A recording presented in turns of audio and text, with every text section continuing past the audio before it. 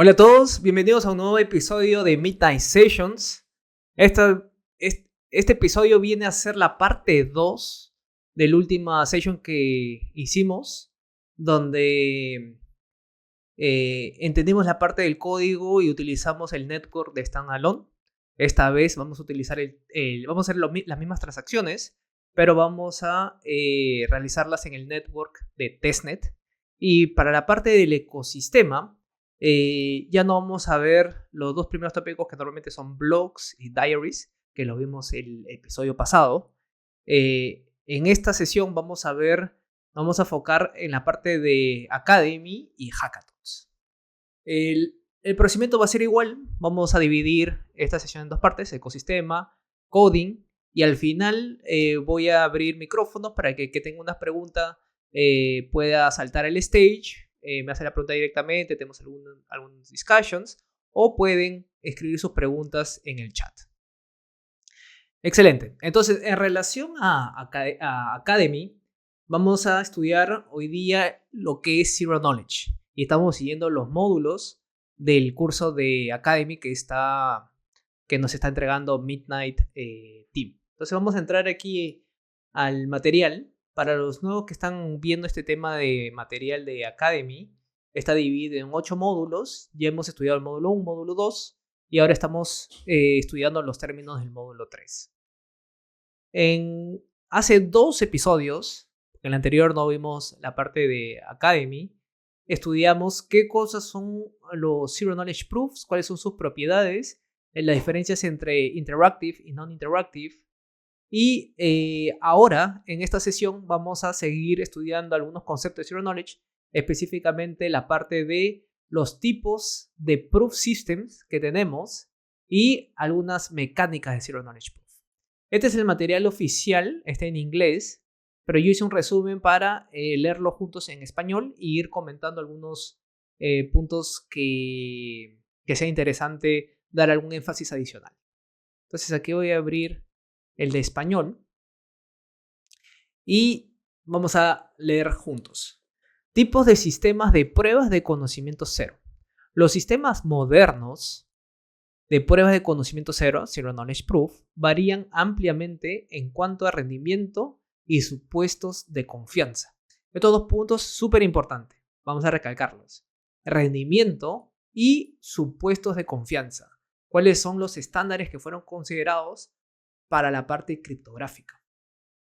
Aunque las categorías pueden solaparse, la mayoría de los sistemas pueden compararse según 4 factores claves. Tamaño de la prueba. ¿Qué tan grande es la prueba en bytes? Tiempo del probador. ¿Cuánto tiempo tarda en generarse la prueba?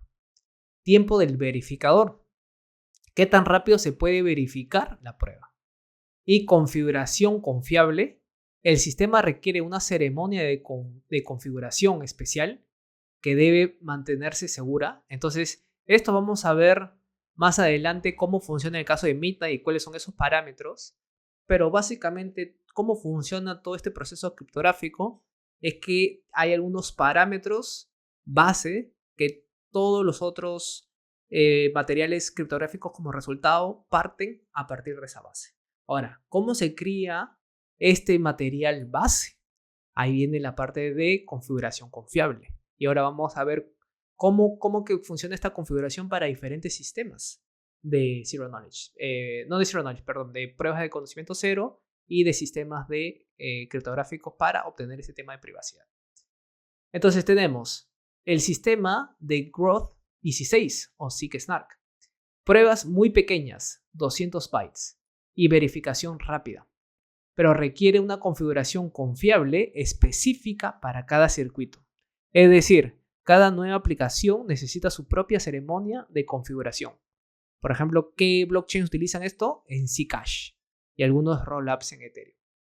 Puntos interesantes de Groth 16 es que son proof pequeños.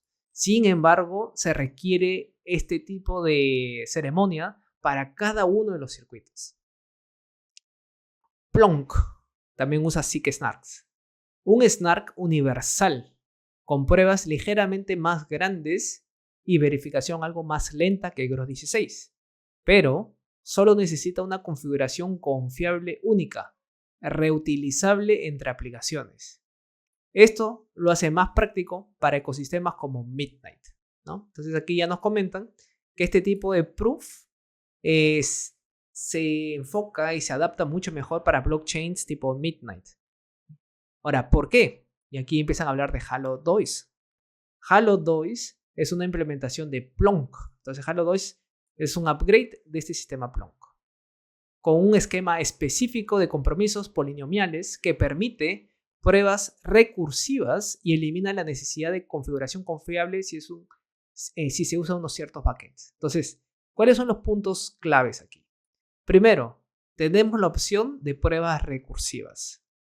Y segundo, como está con HaloDois, nos permite tener estas pruebas recursivas, pero al mismo tiempo elimina la necesidad de configuración confiable.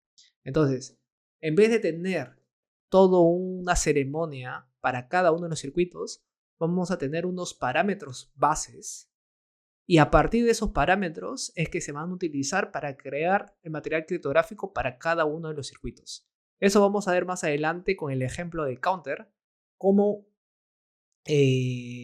tenemos estos parámetros bases y dependiendo de los circuitos que configuramos, cómo obtenemos la configuración más específica para cada uno de los circuitos.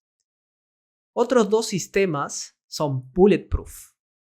No requieren configuración confiable y es compacto para declaraciones pequeñas, pero el tamaño de la prueba crece con la complejidad.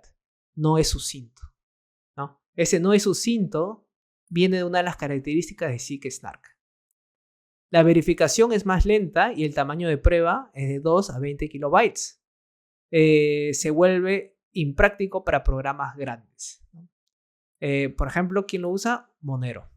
Pero un tema clave es que no requiere configuración confiable.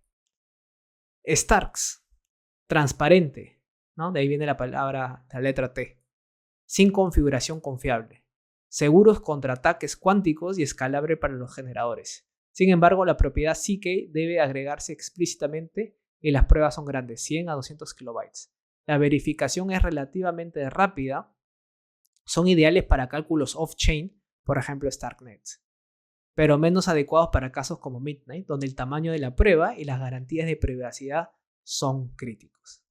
Bueno, entonces aquí hemos visto diferentes trade-offs para cada uno de los sistemas de prueba y el que se adapta mejor para Midnight con los features que queremos es HaloDois, que es una implementación basada en Plonk. Excelente. Y ahora después vamos a ver en los circuitos cómo obtenemos esos parámetros base y cómo se calculan parámetros específicos para cada circuito. En resumen, aunque a menudo se contrastan Zeek-Snarks y Zeek-Starks, los sistemas reales combinan ideas. Bulletproof se parecen a Starks en escalabilidad y transparencia, pero no son sucintos. Plonk pertenece a la familia Snark, pero ofrece mejores compensaciones para aplicaciones de propósito general. Entonces hay sistemas que mezclan diferentes features de cada uno de estos sistemas. Para una blockchain centrada en la privacidad como Midnight, lo ideal es un sistema Snark con capacidad recursiva y sin necesidad de configuración por circuito, solo tener una configuración base. De ahí la elección de un sistema derivado de Plonk como HaloDois que usa Midnight. Entonces, Midnight, HaloDois. Excelente. Entonces, ahora vamos a entender un poco más el workflow de cómo funcionan estas pruebas criptográficas Zero Knowledge. Mecánicas básicas en las pruebas de conocimiento cero. Aunque las matemáticas detrás de las pruebas de conocimiento cero, Zero Knowledge Proof, son complejas, es útil tener una comprensión general de cómo funciona. Hay dos partes. El probador, quien posee una información secreta o witness en inglés, y el verificador, quien necesita ser convencido de que una declaración es verdadera. El probador quiere convencer al verificador sin revelar el secreto. Esa es la magia de Zero Knowledge Proof. Poder comprobar una información o un cómputo al verificador sin que hagamos disclosure, sin que revelemos esa información privada. En un flujo típico de Zero Knowledge Proof, la declaración de probar se formula matemáticamente a menudo como un problema o circuito. Por ejemplo, conozco un valor secreto que se hashea a este hash público o poseo credenciales que cumplen ciertas condiciones. Dependiendo del protocolo Zero Knowledge Proof, la fase de configuración setup tiene diferentes funciones, pero siempre está presente. En todos los sistemas, tanto el probador como el verificador deben realizar una configuración para generar las claves de prueba y verificación para una computación específica. Ese procedimiento lo vamos a ver ahora en un circuito que vamos a ejecutar y vamos a implementar, y cómo estas claves de prueba y de verificación se obtienen por medio de la compilación de Compact y el tema de la matemática. De ahí viene Midnight, ha hecho un excelente trabajo. El developer no tiene necesidad de ir dentro de la matemática de Zero Knowledge Proof, que es súper compleja. Se tienen abstracciones y en Compact escribimos esa lógica como que parece TypeScript y luego compilan toda esa abstracción matemática. El compilador hace eso por nosotros. Antes de esta configuración específica del circuito, algunos sistemas también requieren una cadena de referencia, que puede ser confiable, por ejemplo, Groth16 o Plonk, o transparente, por ejemplo, Bloodproof Stark. Aquí vimos que estos sistemas no lo está utilizando Midnight por el tema de tamaño de la prueba. En Midnight nosotros queremos una prueba pequeña que se pueda verificar rápido. Entonces se está utilizando HaloDois, que es una implementación a base de Plonk, ¿no? Y ahora vamos a ver qué consiste este tema de se genera de forma deshonesta y cómo podría comprometer la seguridad. Y vamos a ver esos parámetros públicos. Flujo típico. Generar la cadena de referencia, confiable o transparente. Ejecutar la configuración para el circuito específico produciendo las claves de prueba y verificación. Vamos a tener 2 llaves. Usar las claves para generar y verificar las pruebas. Esta distinción es crítica para la seguridad. Los usuarios deben ser conscientes de que pueden necesitar ejecutar o verificar la fase de configuración ellos mismos, especialmente si quieren asegurarse de que la DApp con la que interactúan está ejecutando la lógica correcta y no confiar ciegamente en parámetros generados para los desarrolladores. Ahí viene una parte súper importante, ¿no? Zero Knowledge Proof, habíamos comentado que se genera, el que quiere comprobar una cosa manda una proof, y el verifier, utilizando su llave de verifier, puede comprobar si esa proof cumple las condiciones o no. Sin embargo, todo esto es matemática. Y cómo el usuario, el verificador, cómo sabe que esa matemática que está siendo utilizada por él es confiable, ¿no? Entonces, todos estos circuitos se hacen para que tanto el que prueba como el que verifica pueda comprobar que toda esta matemática base se ejecutó de forma correcta y todas estas llaves cumplen con las condiciones de lo que la lógica dice, ¿no? Porque si no, el verificador no tendría cómo comprobar eso. Realmente nada me sirve que alguien me mande una prueba que pase por mi verifier con el key que tengo, donde el developer que diseñó los circuitos utilizó parámetros comprometidos. Por tanto, no necesariamente puede haber una prueba que pase con el verificador, pero no cumpla con los assertions que fue especificado en el contrato. Entonces, esta parte es súper importante. Tanto el probador como el verificador puedan comprobar la matemática de los circuitos. El verificador entonces usa la clave de verificación correspondiente y la cadena de referencia para verificar la prueba. Si es válida, se asegura criptográficamente de que la declaración es cierta, es decir, que el probador conoce el testigo secreto correcto, con alto grado de certeza. Si la prueba es inválida, significa que la declaración era falsa o que el probador no conoce el testigo. Todo esto ocurre sin que el verificador aprenda nada sobre el secreto. En Midnight, el verificador, el usuario, debe ejecutar la fase de configuración por sí mismo.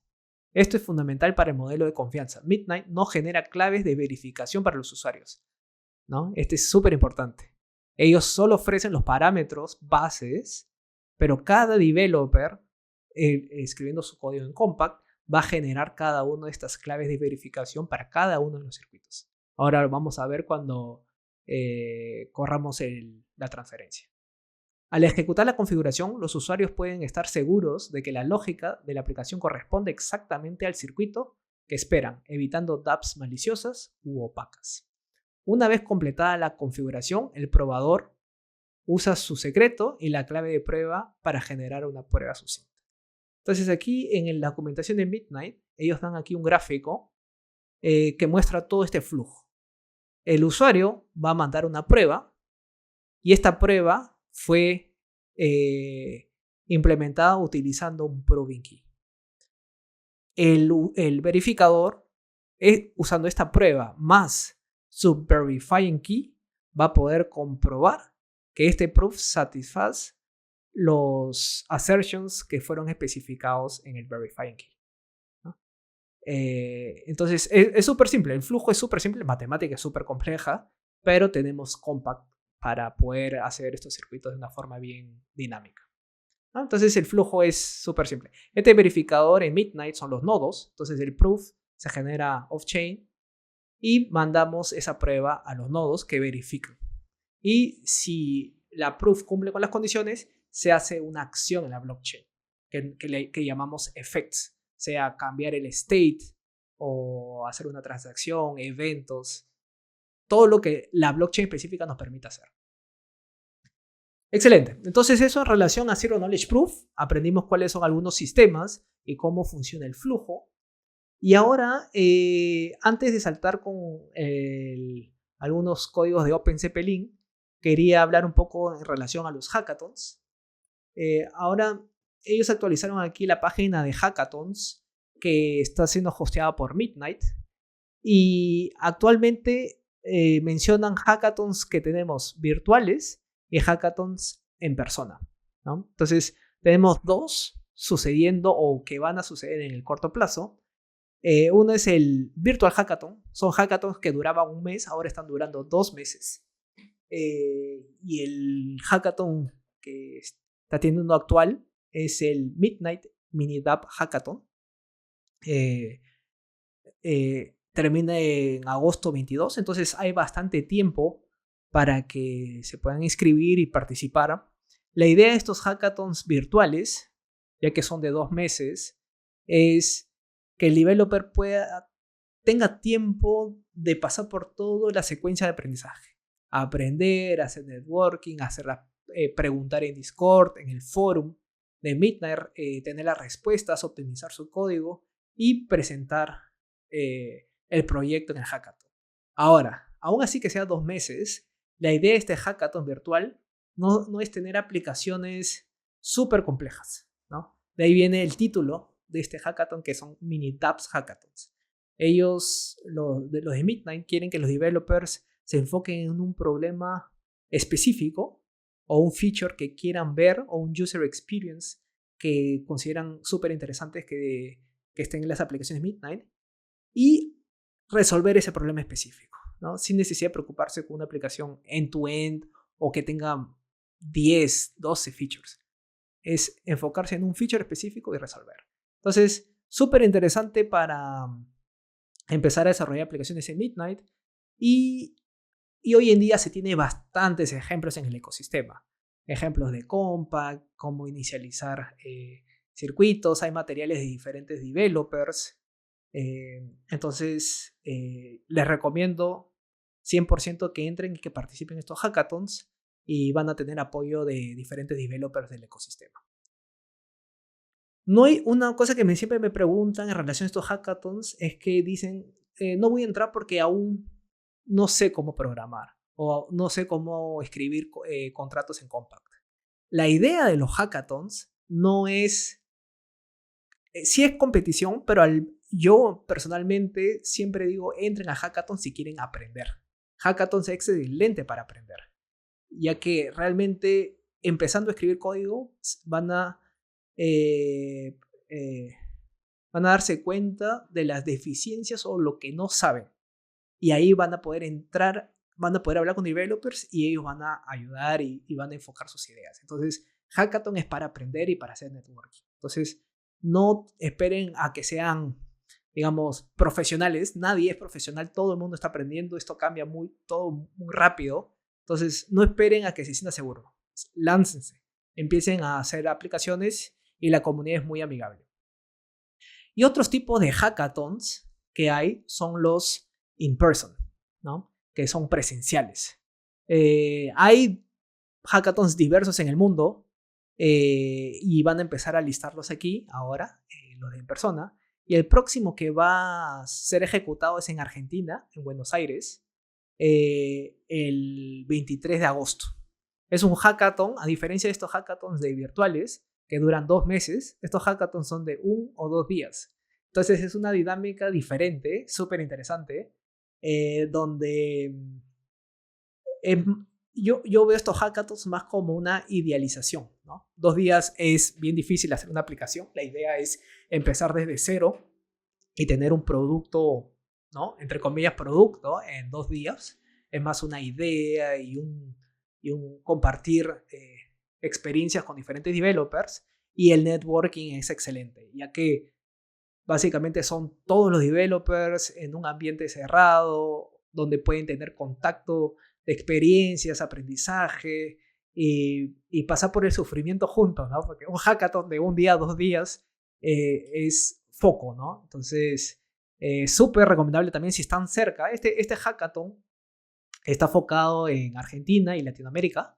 Sin embargo, no es solo para Latinoamérica. Puede ir cualquier persona del mundo, ¿no? Siempre y cuando esté dispuesto a viajar hasta Argentina, ¿no? Pero si entramos aquí en los detalles, podemos ver que los detalles están todos en español, ¿no? Entonces están bastante enfocados a una región, que en este caso es Latinoamérica o específicamente Argentina. Entonces aquí están todos los detalles en español, ¿no? Tienen premios de primer, segundo, tercer lugar, $5,000, $3,000, $2,000. Van a pagar en USDM, ¿no? Para quien no sabe, USDM es un token, un stablecoin en Cardano. Entonces, los premios van a ser aquí en USDM. Y bueno, aquí están los datos. Entonces, quien está cerca en Latinoamérica o Argentina, en el mundo, quien tenga interés, también súper recomendable ir a estos hackathons. Es una experiencia única. Y si no tengo mal entendido, estos hackathons se van a realizar en las oficinas de IOG en Argentina, ¿no? Entonces, ahí van a poder conocer las oficinas. Excelente. Si tienen la oportunidad de ir, totalmente recomendable. Los hosts es Diego Mac, Agus, amigos míos. Si tienen alguna duda pueden entrar en contacto con ellos directamente y tienen sus cuentas en X. Y va a ir gente también de Midnight Foundation, de BD, de Developer Relations, de ingeniería. Entonces, súper recomendable. Si pueden darse un saltito aquí, pueden ir, ¿no? Excelente. Entonces, eso con relación a la parte de ecosistema. Bueno, mentira, está faltando un tema. La parte de catálogo.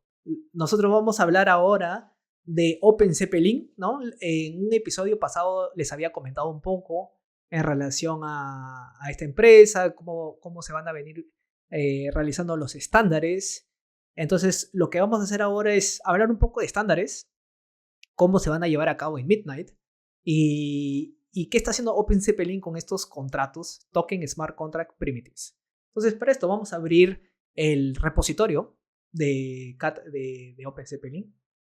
Entonces, aquí tengo este es el repositorio de ellos, ¿no? Donde aquí tienen 2 files. Compact, esto básicamente es boilerplate, es para compilar los contratos que estén haciendo en Compact y guardarlo en folders específicos. Y aquí están todos los contratos.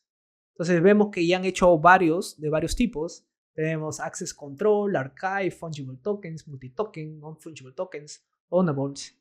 Entonces vamos a ir estudiando todos ellos poco a poco, ¿no?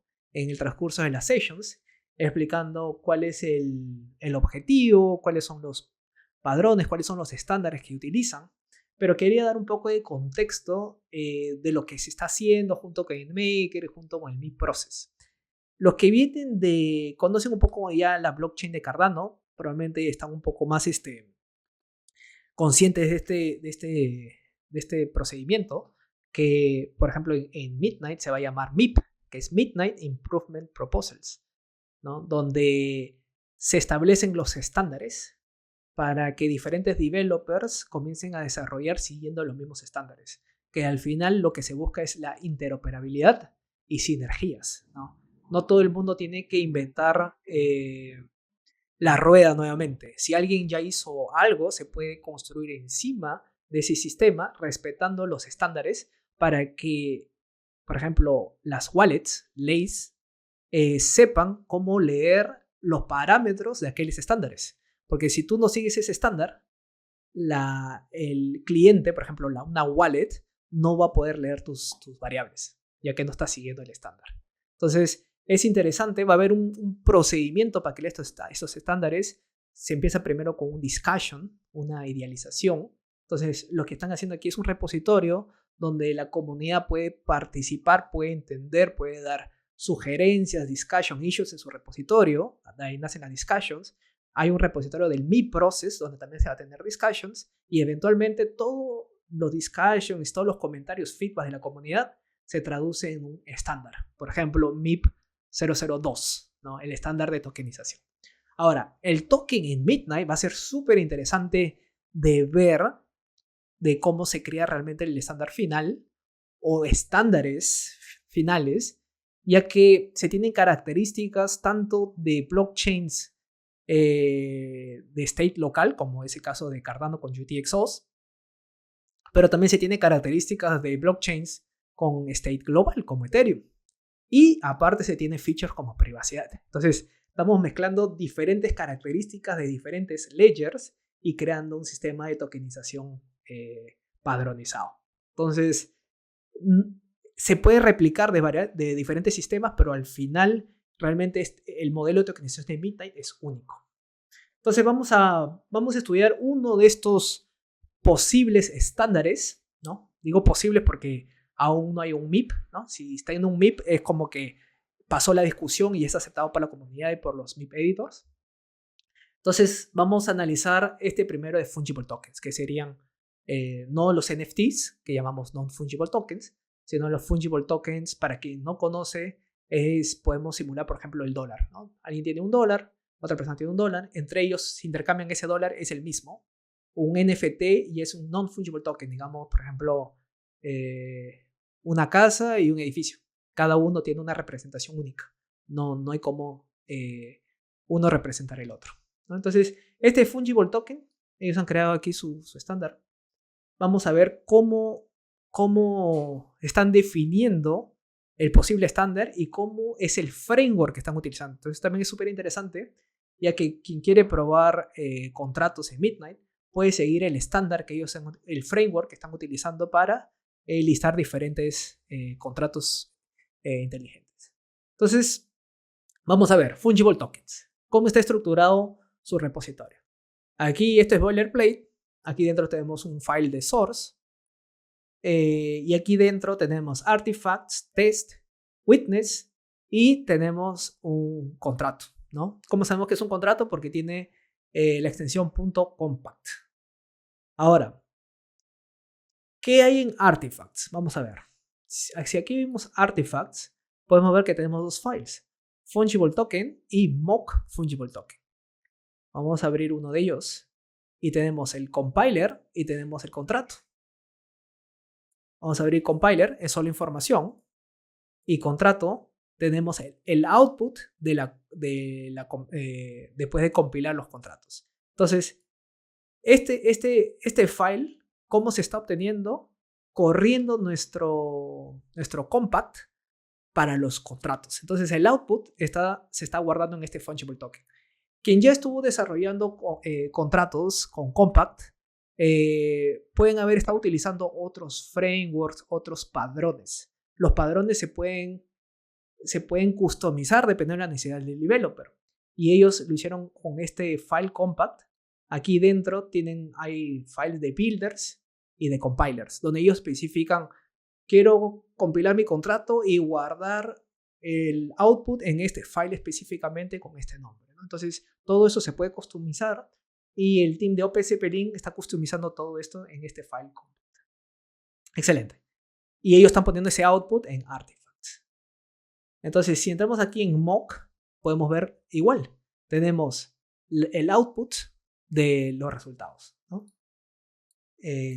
Aquí tenemos los CKIRs, tenemos el output del contrato y el compiler. Estos outputs ya los habíamos estudiado anteriormente en episodios pasados, entonces estos nombres ya les parece conocidos, ¿no? Entonces tenemos fungible tokens y estos están en artifacts, que es básicamente el output de nuestros contratos. Tenemos otro file que es test. Este test, en las sessions aún no hemos estudiado los frameworks de test. Tenemos test para la parte lógica como para la parte de instancias. En la próxima sesión ya vamos a empezar a ver un poco estos frameworks. Y aquí el team de OpenCPLink está utilizando frameworks para testar, ¿no? Y ellos llaman file test. Entonces, vamos a ver alguno de estos files que es importante para el estudio de ahora, donde tenemos los mocks. Y en este mocks tenemos el smart contract como tal. Entonces, si abrimos, podemos ver que este es la estructura de un smart contract, ¿no? Vemos que tenemos constructor y tenemos los circuitos. Excelente. Antes de seguir viendo los detalles de este contrato, vamos a ver qué hay en los otros folders. Aquí tenemos simulations, ¿no? Ese simulador, ese es el framework de test, que eso vamos a aprender después. Aquí están los tipos. Tenemos utils, todo eso es parte del test. Y aquí tenemos un file de witness y un file de fungible token compact. Entonces, aquí ven, uno se llama mock y otro se llama fungible token. Vamos a ver cuál es la diferencia. Vamos a abrir este file de fungible token y podemos ver que él empieza como module. Entonces, este es otro de los features de compact. Y como en TypeScript definimos bibliotecas donde podemos importar una biblioteca y utilizarlo en parte de nuestro código, en Compa podemos hacer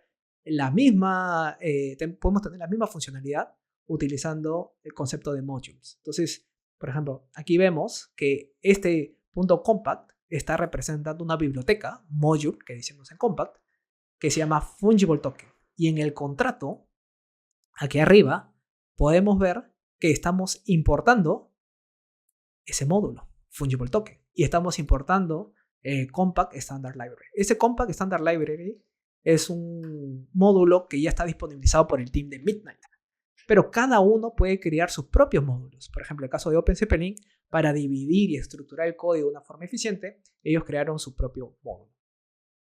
Excelente. Y aquí arriba especificamos cuál es la versión del lenguaje de Compact que están utilizando. En este caso estamos usando la versión 15, no es la última es 16. Entonces probablemente en una próxima versión ellos van a actualizar el lenguaje Compact a 0.16 con el último proof server. Excelente. Entonces, antes de ver este contrato, vamos a analizar el contrato del módulo que están importando, fungible token. Entonces tenemos aquí ese contrato y vamos a ver aquí, antes de entrar a fondo, en este módulo, vamos a ver qué hay aquí en witnesses. Entonces, en witnesses podemos ver que están declarando una witness vacía. Significa que no hay necesidad de tener una información privada, ¿no? Entonces se declara simplemente como objeto vacío. Entonces aquí ya podemos ver, antes de ver cualquier tipo de contrato, que no están utilizando los beneficios de CSwap. Simplemente van a tener una representación en el protocolo de Kashina con Global State y van a representar los tokens en un formato de ledger bien parecido con lo que se tiene en Ethereum, por ejemplo, en Global State, ¿no? Entonces, bueno, vamos a ver cómo están ejecutando, cómo están estructurando su contrato. Aquí entramos en módulo y nuevamente vemos que están importando Compact Standard Library y están importando otros dos módulos que se llaman Initializable y Utils. Entonces, esto funciona como un rompecabezas, igual que TypeScript. Hay bibliotecas que utilizan otras bibliotecas, esas otras bibliotecas utilizan otras bibliotecas, y al final el conjunto se puede llamar en el contrato final, que sería el código que el developer está haciendo. Entonces, igual funciona en Compact. Este es un módulo que está siendo llamado por un contrato, más en este módulo podemos llamar otros módulos. Entonces, vamos a ver qué tenemos en este módulo. el módulo initializable y el módulo utils. ¿De dónde vienen esos módulos? Si recordamos, aquí tenemos los files de cada uno de los estándares que OpenCPN está creando y abajo hay uno que llamaron utils. Entonces son funciones de compact generales que llaman como utils. Así como en TypeScript llaman utilities, ¿no? En este caso estamos llamando utils. Excelente. Entonces en source podemos ver que tenemos aquí los 3 files de compact. Y uno de ellos es initializable. Aquí, initializable. Y tenemos utils, serían utils. Vamos a ver qué hay en cada uno de ellos. Entonces, initializable, podemos ver, es un módulo initializable, lenguaje de compact versión 15, y están declarando una variable en ledger tipo booleano, y aquí estamos declarando diferentes circuitos. Circuitos que se llama initialize. ¿Qué está haciendo este circuito? Estamos llamando una función que en compact llamamos circuito, que se llama assert not initialize. ¿Dónde está esa función circuito? Por aquí abajo. Aquí está. Esto es un circuito que se llama assert not initialize, donde estamos haciendo una assertion. Esa es una opción en compact para comparar. Si pasa, pasa el circuito, y si no pasa, falla, dando este mensaje. Entonces aquí estamos viendo si no está initialized, ¿no? Y esta función podemos llamarla aquí. Entonces aquí estamos llamando. Entonces si esta función pasa, se va a ejecutar lo que viene aquí atrás. Y lo que estamos haciendo aquí es inicializando este isinitialize al valor de true, porque es un tipo booleano. Excelente, súper simple, parece TypeScript. Otro circuito, assert initialized. ¿Qué estamos haciendo? Haciendo un assertion de ver si está initialized, ¿no? Y este initialize es valor de la variable en ledger. Entonces simplemente estamos comparando el valor. Estamos diciendo, ¿está en true? ¿Está en false? Excelente. Y eso es básicamente la función. Entonces este utility lo único que está haciendo es declarando una variable ledger general que se llama isInitialized, y donde podemos pasar el valor a true o false, o verificar si está true o si verificar si está false. Básicamente un toggle, ¿no? Entonces eso estamos haciendo con initializable. Y estamos declarando todo con módulo para que alguien pueda llamar esa función. Es como un state global. Súper interesante, ¿no? Y utils, misma cosa. Aquí vemos que ese módulo está llamando como, se llama utils. Están importando standard library. Y aquí estamos declarando un circuito. Este circuito es pure. Entonces, algunos se pueden preguntar, ¿cuál es la diferencia entre pure y los circuitos que no dicen pure, ¿no? Los pures son circuitos que no referencian ningún valor de la ledger o de witness. Entonces, por ejemplo, si comparamos aquí initialize, este es un circuito que no colocan pure. ¿Por qué? Esta función es un circuito, pero luego estamos referenciando isInitialized. Y esta aquí es una variable, la ledger. Entonces, ya que estamos referenciando en este circuito una variable de ledger, de tipo ledger, ya no es pure. Este circuito están declarando que es pure. Por tanto, ningún parámetro aquí dentro está referenciando a una variable de ledger o a una witness. Entonces vamos a ver si están cumpliendo con eso. Vamos a ver aquí. Cuando digo cumpliendo con eso, todo el mundo puede colocar pure aquí, pero una vez que compilan, si tu circuito está declarando como pure y no es pure, el compilador va a fallar. Entonces aquí estamos declarando este circuito isKey or address 0, que es de tipo either, ¿no? Este es un valor que nos entrega el Compact Standard Library, cswap o contract address. Entonces está diciendo, ¿de dónde viene tu dirección? ¿Es una key de cswap o está viendo de un contract address? Y el resultado es un booleano. ¿Cómo determinamos si es uno o es otro? Entonces, aquí están llamando isContractAddress. Entonces, ¿de dónde está viniendo esto? Aquí es una función. Si vemos, es una función, es un circuito. Este circuito, estamos pasando el tipo either con key or address y estamos utilizando un método isLeft. Súper simple. Si este valor isLeft, significa que es un cswap con public key. Si no es left, significa que es un contract address, ¿no? Entonces estamos llamando este isContractAddress en este primer circuito aquí isContract A3, estamos pasando el keyword a 3 y después, dependiendo del resultado, decimos es right o es left.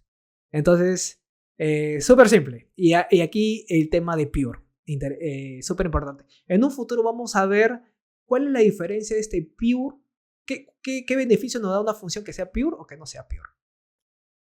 Bueno, entonces, hasta ahora hemos visto cómo declarar bibliotecas, modules en Compact, que se asemejan a las bibliotecas en TypeScript, y cómo una puede llamar a otra, y cómo está establecido el framework para crear contratos de OpenCP-Link. Entonces nos hemos quedado aquí en la parte de utilities.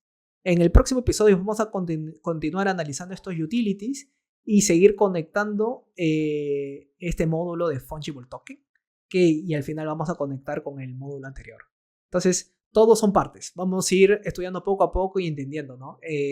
Hasta ahora, el tema de Compact hemos ido analizando partes sueltas, porque el fuerte del código que hemos hecho hasta ahora es cómo conectar punta a punta con un contrato súper simple que es Counter. Sin embargo, vamos a ir analizando poco a poco algunos conceptos de Compact, ¿no? En un futuro vamos a hacer nosotros mismos los contratos y crear las aplicaciones end-to-end utilizando todos estos conocimientos que vamos a ir ganando en el proceso, aprendiendo en el proceso de Compact. Excelente. Entonces, ahora vamos a seguir con el código que hemos estado aprendiendo de la biblioteca Midnight Starter Template. El episodio pasado hicimos una transacción utilizando el network de Standalone.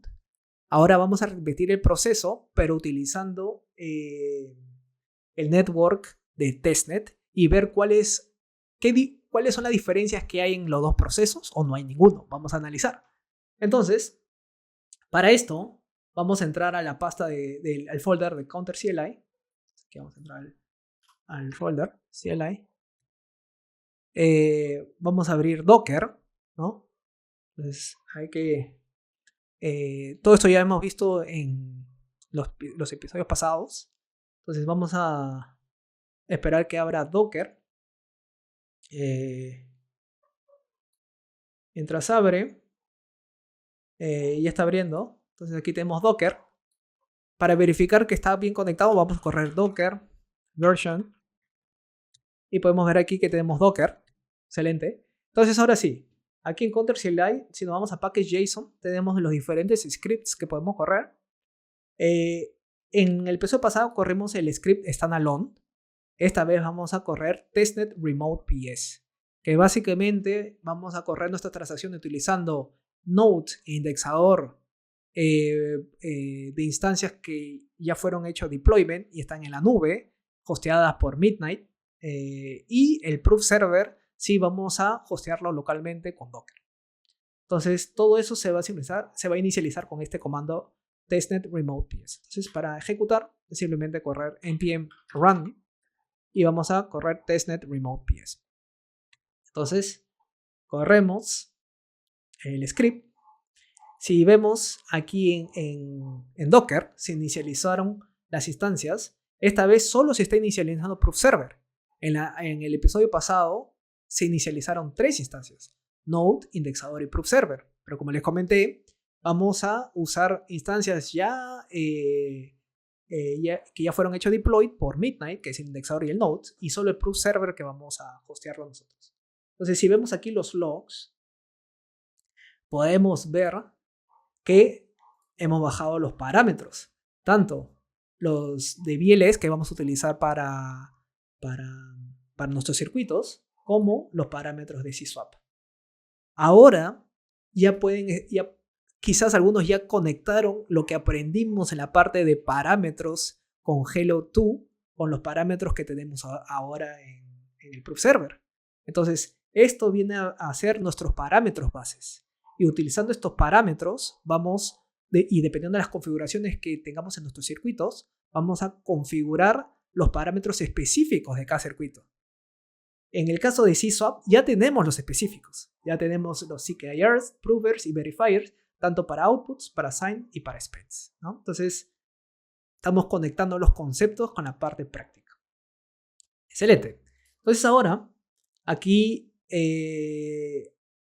nos preguntan, ¿no? Tenemos la opción de buildear construir una wallet desde cero o construir una wallet a partir de un seed. En este caso vamos a construir desde cero. Entonces vamos a poner la opción número 1. Entonces aquí nos va a dar la seed phrase de nuestra wallet y vamos a tener el address de nuestra wallet. Y lo que va a hacer aquí es esperar que reciba fondos. En el caso, cuando corrimos nuestra aplicación en standalone, los fondos llegaron automáticamente. Porque en standalone, cuando tenemos la seed phrase que termina en 0001, automáticamente recibimos fondos. En este caso, como estamos en testnet, vamos a crear una billetera que no tiene ningún fondo. Entonces tenemos que fondearla. Para este caso tenemos dos métodos. Si ya tienen una wallet con fondos en testnet, es simplemente mandar algunos dust desde esa billetera a esta dirección aquí. Y si no tienen, hay un faucet disponibilizado por el team de Midnight donde se puede requerir dust. Vamos a utilizar la segunda opción. Entonces, vamos a copiar aquí la dirección que tenemos en nuestra billetera y vamos a ir a la página de Midnight. Aquí se van a Midnight y van a Developers, Developer Hub. Y aquí hay una opción que dice Need Test Tokens. Entonces vamos a decir, quiero pedir tokens. Excelente. Entonces aquí vamos a colocar nuestra dirección. Voy a colocar aquí que soy humano. Y vamos a requerir fondos. Entonces ahí va a pasar todo el proceso en el backend, va a generar su prueba y nos va a mandar los fondos a nuestra billetera. Entonces ahora solo es esperar que la transacción se ejecute de manera correcta, esperemos. Si no, ahí va. Se ejecutó de forma correcta. Tenemos el Transaction ID. Y ahora es simplemente esperar que los fondos lleguen a nuestra billetera. Entonces acá sigue esperando, ¿no? El backend está esperando. Sí, nuestra billetera no tiene fondos, no tiene fondos, no tiene fondos. Una vez que reciba fondos, ya recibió fondos, vieron el cambio, ¿qué sucede? Hemos recibido 100. A ver, ¿cuántos? 3. Hemos recibido 1000 T-Dust, ¿no? Entonces, esos son la cantidad de tokens que nos manda el faucet. Y aquí vemos algunos outputs de nuestra billetera que son similares a los resultados que tuvimos cuando ejecutamos este mismo procedimiento con el network standalone. Vamos a ver aquí algunas diferencias del resultado de un network con el otro. El primero que podemos ver es la dirección, la parte del contexto. ¿Qué quiero decir con la parte de contexto? Las billeteras ahora tienen un formato de Base32M, donde nos da contexto de las direcciones. Entonces, ¿qué podemos ver aquí? Tenemos en Midnight, este de aquí es una shielded address y estamos en el network de test. Y aquí está nuestro valor, ¿no? Entonces, con esto ya podemos definir en qué network estamos operando y cuál es el tipo de address, ¿no? Ahorita tenemos shielded address, en un futuro se va a lanzar unshielded addresses. Tenemos los available coins, esto es similar a los dos networks, cómo están caracterizados los qualified coin info. Tenemos el balance, nuestros coin public key. Entonces aquí podemos ver un poco también del contexto. Midnight es un shielded y en este caso ya no es un address, sino es un coin public key. Y aquí viene la data, ¿no? Y de test y la data. Nuevamente tenemos nuestros coins, encryption public key. Vamos a ver cómo es el contexto. Tenemos Midnight, Shield, y aquí aparece el network test, pero es un encryption public key. Entonces, simplemente viendo la dirección podemos saber si es un address, un encryption public key o un coin public key. Encryption public key aparece EPK, coin public key aparece CPK y address aparece address. Vamos a ver qué más. Listo, entonces ya tenemos los fondos y ahora el contrato nos da dos opciones. Hacer deploy de un nuevo contrato o juntarnos a un contrato. Una característica interesante aquí en testnet que no teníamos en Undeployed es que los contratos que ejecutemos aquí en testnet, otros developers van a poder utilizar en conjunto, ¿no? Porque el contrato ya está en testnet, diferentes developers del mundo tienen acceso a ese network. Entonces ya es súper interesante para interactuar con diferentes developers. En este caso, por ejemplo, yo podría lanzar aquí un contrato y si alguien estuviera ejecutando este ejemplo ahorita conmigo, podría correr un circuito apuntando para esa dirección que voy a obtener y poder incrementar ese counter desde otro lugar del mundo, ¿no? Entonces vamos a crear un nuevo contrato de new counter. Entonces vamos a elegir la opción número 1. La opción número 2 sería para juntarnos en caso alguien tenga un contrato con las mismas características y digan, Eric, júntate a este nuevo contrato, ¿no? Pero en este caso vamos a crear uno desde cero. Elegimos la opción número 1. Entonces aquí el procedimiento va a ser igual que en el network de standalone. Si vemos aquí en los logs, el proof server recibió un pedido de crear una proof. Está creando la proof. En este caso demoró 13.16 segundos en crear la proof. Esa proof va a ser enviada al verifier, que es el node. Va a ser verificada, se va a actualizar el state. El indexador va a actualizar y va a retornar a nuestra aplicación, a la TUI. Y aquí ya retornó el resultado. Entonces vimos que es bastante rápido con el nuevo upgrade que hubo en Testnet 02. Entonces tenemos aquí la dirección del contrato, ¿no? Entonces la dirección. Entonces ahora cualquiera que tenga el SDK para comunicarse con mi contrato podría conectarse con esta dirección. Bueno, entonces ya estamos dentro del contrato y ahora tenemos los dos métodos disponibles, ¿no? Incrementar el counter o visualizar el counter. Entonces vamos a visualizar el counter. Vamos a clicar la opción número 2 y vemos que es valor 0, ¿no? El cambio aquí no es perceptible, pero el indexador ahora está hosteado en la nube por otra persona. Antes nosotros lo teníamos hosteado en nuestra misma máquina. Entonces a veces la comunicación puede ser bastante rápida cuando está hosteada en nuestra misma computadora, pero en este caso vemos que el tiempo de comunicación con los deployments en la nube están siendo bastante rápidos. Ok, entonces ahora vamos a incrementar el valor en 1, ¿no? Vemos que aquí el valor está en 0 inicial. Entonces vamos a ejecutar un circuito que es de increment. Y va a suceder el mismo proceso. Si vemos aquí Docker, Proof Server fue solicitado para crear una nueva prueba y creó la prueba. En este caso demoró 6.68 segundos. Esa prueba irá al node, va a ser verificada, se va a actualizar el indexador y va a retornar a la TUI. Excelente, entonces estamos esperando que suceda todo ese flujo.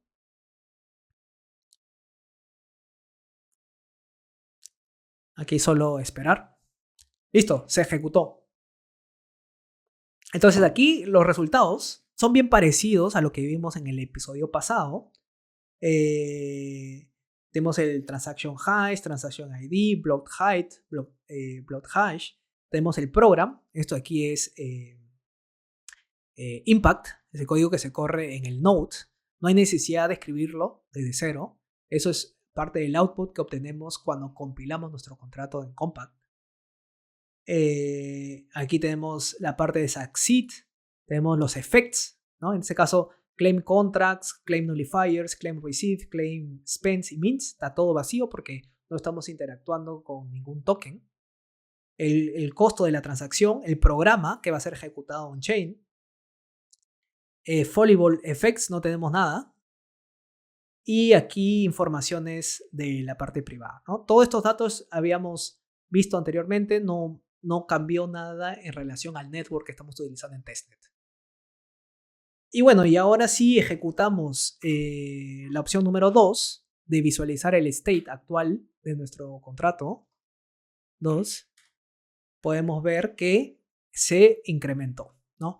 Un punto interesante aquí, cada vez que veo mi state actualizado, no se genera una prueba, ya que no estoy corriendo un circuito, simplemente estoy obteniendo el valor del indexador actualizado. Excelente, y con eso hicimos todo el flujo de una transacción con el network testnet. Entonces, opción 3 es simplemente salir. Perfecto, entonces eso sería por este episodio en la parte de código. El próximo episodio vamos a continuar analizando los códigos de OpenCP-Link y en la parte de programas vamos a empezar a aprender los frameworks de test, ¿no? Hasta ahora hemos creado un contrato, hemos creado las funciones y hemos ejecutado nuestros circuitos. Pero en ningún momento hemos hecho algún test si nuestra lógica está correcta en el proceso de creación de nuestros contratos. Hemos esperado hasta el final de hacer la transacción para ver si pasó o no pasó. La forma correcta de hacer los contratos es primero hacer test en la parte de la lógica, hacer test con la parte de tus providers y una vez que funciona todo, puedes tener una interfaz gráfica o una interfaz de texto. Entonces, en el próximo episodio vamos a empezar a estudiar el framework de test para nuestros contratos. Entonces, por ejemplo, aquí en Counter Contract, aquí hemos hecho el contrato, tenemos witness, pero tenemos este file que es test. Y aquí vamos a estudiar cómo funciona este framework y cómo podemos testear la lógica de nuestro contrato sin necesitar las instancias o los providers. Bueno, ahora vamos a abrir para preguntas. Voy a activar aquí la opción de la mano, en caso alguien quiera juntarse conmigo aquí en el stage, hacer una pregunta directa o pueden escribir sus preguntas en el chat. Entonces, a ver, vamos a ver qué escriben aquí. LA, ¿se puede participar con un proyecto que va en curso actualmente? Del hackathon, ¿no? Así, no hay ningún problema en relación a eso, ¿no?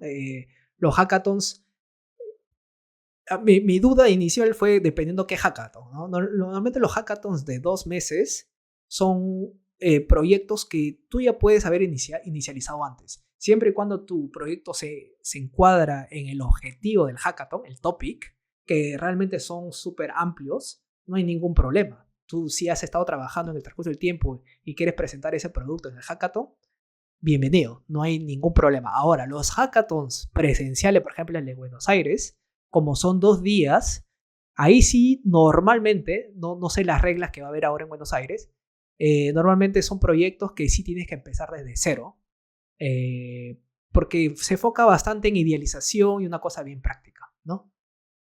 A ver, sí, me refería al online. Sí, online ningún problema, L.A. Puede ser un proyecto que hayas estado trabajando en el pasado, pero tiene que estar enfocado con el tópico del hackathon actual, ¿no? Que como comenté es súper amplio. A ver, John me comenta aquí, a ver, escribí en inglés. I'm still looking for a partner to help debug the submission for my Minitab hackathon. I'm building a privacy-preserving order book for AM with super cool features. Please reach out. I speak some Spanish and Portuguese. Perfecto. Aquí John es un miembro de la comunidad bien activo. Y en el último hackathon, un miembro se juntó con él para participar en el hackathon y ganaron el hackathon. Y ahora él ya tiene unas ideas para este hackathon y está buscando partners. Entonces, quien esté interesado de juntarse, trabajar en equipo, John está abierto para recibir personas. Y bueno, John es una persona que conoce bastante del ecosistema, ha estado bastante metido en los hackathons, entiende el proceso y está aprendiendo a hacer programas en Compact y en TypeScript. Entonces, bueno, pueden contactar a John. Él feliz de recibir gente ahí en el hackathon. Como les había comentado, el tema de hackathons, hay mucha gente que espera saber todo para entrar. Entonces, ya con conocimiento básico, por ejemplo, el caso de John es excelente. Entran, buscan partners y se complementan. Alguien va a saber más del proceso, otro va a saber más de coding, otro va a saber de algún problema. Y es cuestión de combinar esfuerzos y crear sinergias. Interesante. Interesante. Están aplicando procesos similares de Solidity, en este caso Initializable. Sí, la OpenCP-Link, ¿no? Es una empresa que, bueno, viene desarrollando diferentes blockchains en Ethereum. Son los principales creadores de modelos de contratos y estándares y son partners de Midnight. Súper interesantes porque, como había comentado al inicio, los contratos en Midnight se asemejan, tienen muchas características de Global States como Ethereum, también de Local de Cardano, tienen privacidad y qué mejor ellos junto con otros partners del ecosistema que ya están enfocados en tokenization, es crear estos estándares para poder reutilizar tooling que ya existe en el ecosistema. Si no, hay que crear todo desde cero. Entonces, la mejor forma aquí es estandarización, interoperabilidad y sacar mayor provecho de lo que ya existe en el mercado. Excelente. Entonces, a ver, voy a ver si alguien quería. No hay nadie. Bueno, si no hay ninguna otra pregunta, voy a ver aquí online si me han dejado alguna pregunta. Una pregunta que me hicieron en la sesión de inglés relacionado con el hackathon de In Person de Buenos Aires, ¿no? Es cómo registrarse, cómo ir, ¿no? ¿Cuáles son los beneficios? Entonces, ahí durante la sesión les había comentado que aquí tienen esta página, está todo en español, ¿no?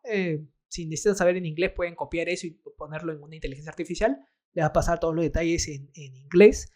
No sé si el evento va a ser en español o en inglés, como es algo regional, pienso yo que va a ser en español. Sin embargo, están yendo miembros de la comunidad internacional como de Midnight, y entonces puede que sea en inglés, ¿no? La mejor forma de obtener los detalles correctos es comunicarse con Diego Mac y Aus. Ellos son los organizadores, están en X y ahí les pueden preguntar. Y todos están invitados, no tiene que ser nacionalmente de Argentina, puede ser Latinoamérica o en el mundo, ¿no? Entonces, y súper recomendable. Realmente si están cerca o tienen el tiempo y los medios para ir a este hackathon, les recomiendo. Y bueno, va a haber otros hackathons presenciales. Midnight tiene el objetivo de diversificar, descentralizar, ampliar este modelo de hackathons. Entonces va a haber diferentes hackathons aquí en otros lugares, ¿no? Ahorita está haciendo en Argentina, aquí en Latinoamérica puede estar en otros países, después en otros continentes. Entonces aquí se vienen más hackathons. El online siempre va a ser el mismo, donde todo el mundo puede participar con un lapso de tiempo de 2 meses. Y estos hackathons que son normalmente de 2 días, va a haber en más lugares. Y el tema de educación va a crecer bastante, ¿no? El último Fireside Sessions de Midnight, que son los miércoles, Lauren, la head de DevRel, presentó a Bobby Lee, que ahora es la head de Education de Midnight. Entonces se vienen bastantes parcerías, bastantes conexiones con la parte de educación, no solo con los docs que estamos analizando aquí, pero sino con universidades, con estudiantes. Entonces va a haber, Midnight está enfocando a descentralización y traer ese conocimiento a empresas y a developers. Bueno, entonces, bastante información. Feliz que hemos terminado la parte de transacciones y hemos entendido punta a punta de cómo se escribe un contrato y cómo se ejecuta en una blockchain. En la próxima sesión, ahora sí vamos a empezar con un poco más de detalles de la parte de testing. Después vamos a entrar un poco más de compact, cómo chequear nuestra lógica, cómo best practices a la hora de escribir contratos. Y posteriormente, cuando ya pasemos la parte de testing, vamos a aprender cómo hacer la parte de una UI, ¿no? En este caso, nosotros y el team de Midnight está utilizando un framework de frontend de Vite con React. Entonces vamos a utilizar ese framework, pero está abierto a otros frameworks que puedan utilizar, ¿no? Pero en estas sesiones vamos a estudiar con Vite y React. Pero eso lo vamos a ver todavía de aquí a unas 2, 3, 4 sesiones. En los próximos vamos a estudiar el testing framework de Midnight. Bueno, entonces eso sería todo por esta semana. Nos vemos la próxima. Hasta la próxima. Chao, chao.